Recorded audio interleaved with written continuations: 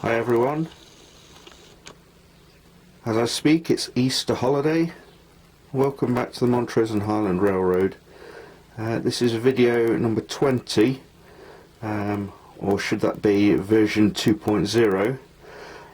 As you can see, the layout is now equipped for DCC control.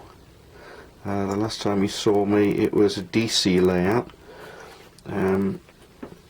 Apologies if you see bits of scenery lying around on the layout. Unfortunately, I didn't realise when converting my layout that while moving track around and converting switches and everything, you actually do quite a lot of damage to the scenery while converting the layout. So anyway, thank you to my loyal subscribers for still being here when I came back. There's now 13 locomotives out of my fleet of 45 which have DCC decoders in. I'm trying to put a decoder in every week, one decoder per locomotive each week, and hopefully by the end of the year all my locomotive fleet should be equipped for DCC. Okay, the first thing that I did was to get some of this household cable, which you'll find for things like television sets, microwave ovens, washing machines, tumble dryers, basically everything that you use in the house, from my local B&Q, or Home Depot as you call it in America. And I stripped the cable and took out 2 of the 3 wires, and I then fastened it to the outside of the layout. What I'm going to do is I'm going to put a fascia on this outside, but if I do it this way around then it saves me having to struggle under the layout with a soldering iron. If you think of the brown wire as being the positive and the blue wire being the negative, what happens is all the track that originally part of the DCC layout is now soldered to either the positive or the negative. So imagine that the positive takes all the feeds and the negative takes all the returns. Basically what I do is I strip some of the plastic coating off the wire and put lots of solder on that section of wire, and then I bring all the feeds, all the returns through holes in the layout here, and they all get soldered here instead of to the old DC control panels.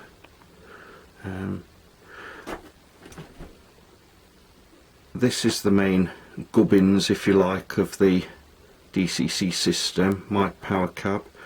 On the other side of this, if you mind all this wire which is still going to part of the DC layout, you can see that this here is fastened to the layout. The power supply from the household power supply goes in here, and then the Powercab itself fastens in this side here. Follow that all the way to the Powercab throttle itself. The other main conversions that I have to do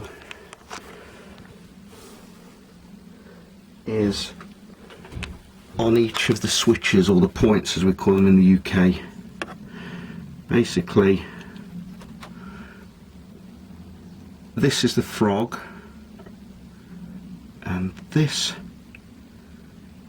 one here, this rail joiner here and this rail joiner here have to be insulated. They have to be plastic ones, otherwise you get short circuits through the point work. I've also made a few adjustments on the track work itself.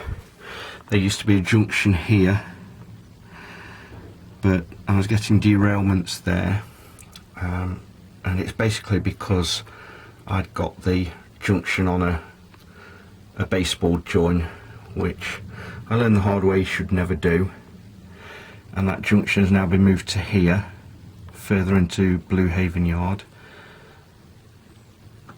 Another new junction there, that one there is a new one, and then I've got a junction over here at Cherry Valley, so now trains can run onto the back line, where before that was a mainly isolated piece of track I didn't use very often, and it's given me the ability to put a new industry on that back line. There are 3 box cars in there at the moment, although this car here isn't actually a very good one. The trucks on it aren't very good, so that's likely to stay at the industry as storage, and there's going to be an engineering company here.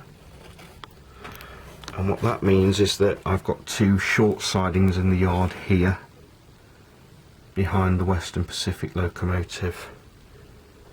They're full of box cars.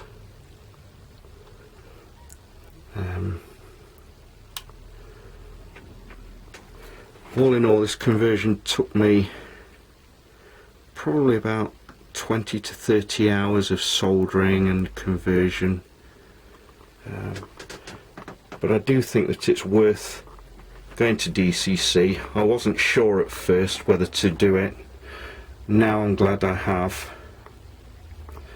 I enjoy operating the layout more with DCC. Basically, you're driving the locomotives along the track instead of putting power to the track and letting the locomotives run into the powered sections. I think it's much better.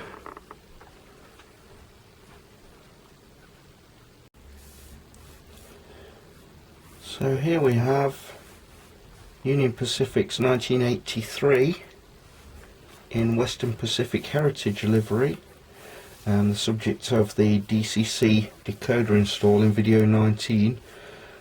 Setting off from Blue Haven Yard with a short train, passing the Blue Haven Yard pilot number 1537.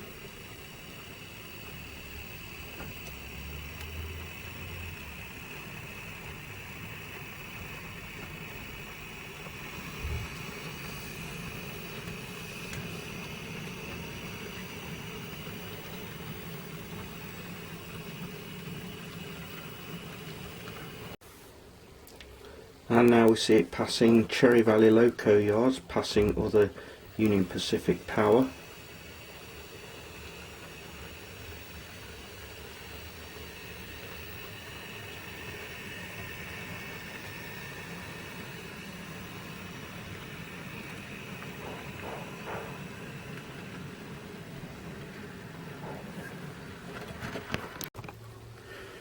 And here we see the Western Pacific locomotive having to wait alongside the depot at South Pine, waiting for a train heading out of the yard, destination Indianapolis via Hartleyville and Galenas.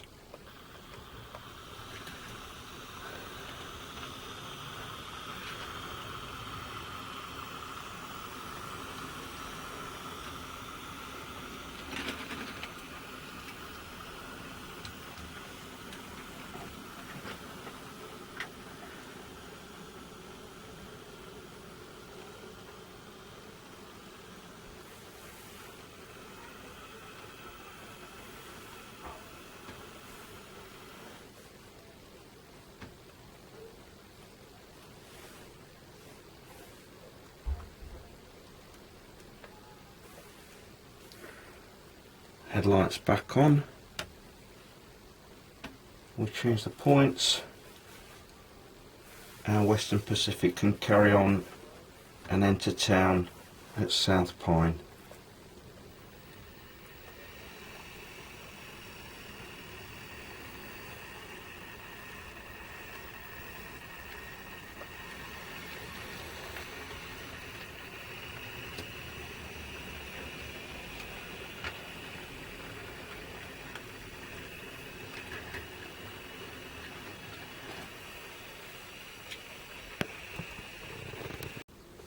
You may have noticed that there are 2 extra wires coming out of the control section here, the main computer if you like of the Powercab.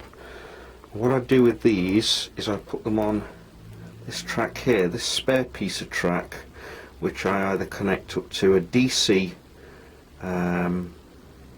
controller, or I can connect it up to my Powercab setup and I can program in locomotive numbers into the DCC chips. You may have seen me doing that on video number 19 when I actually program the decoder in Western Pacific.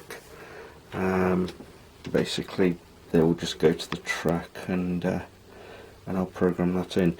You shouldn't program decoders on the main layout, because if for instance I got a new locomotive 1234 and program the decoder chip with 1234, then this locomotive, these locomotives, that locomotive, those locomotives, that locomotive, and those locomotives down there will all have the decoder number 1234, because it not only programs the decoder you want, but also everything on the main line.